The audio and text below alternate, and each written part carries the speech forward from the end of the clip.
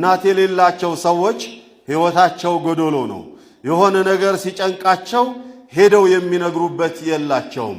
መስደሩ ሸክዋ ሄደን ስሜታችንን የምንገልጽበት ጭንቀታችንን የምናማክርበት ቸግሮኛልና ዱዓ አድርጊልን ብለን የምንላት ብቸኛይቱ የዓለም ወልይ ምትክ የሌላት የወልዮች ሁላ ወልይ እናት ናትና ለምን ሃይማኖት አልባ አትሆንም?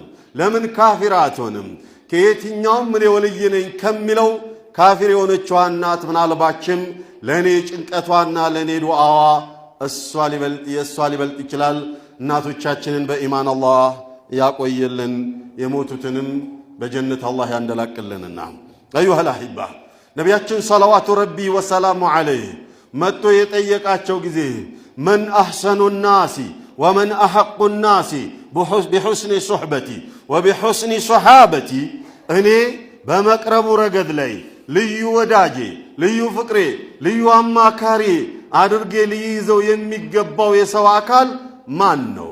አንዲት ሀጃ ብትኖረኝ ሄጄ የምነግረው፣ ሚስጥር ቢኖረኝ የማመሳጥረው፣ ሀጃ ቢኖረኝ ዱዓ አርግልኝ ብዬ የምለው፣ በቃ መጎዳኘት ብፈልግ የምጎዳኛው፣ ሀዲያ መስጠት ብፈልግ ወስጄ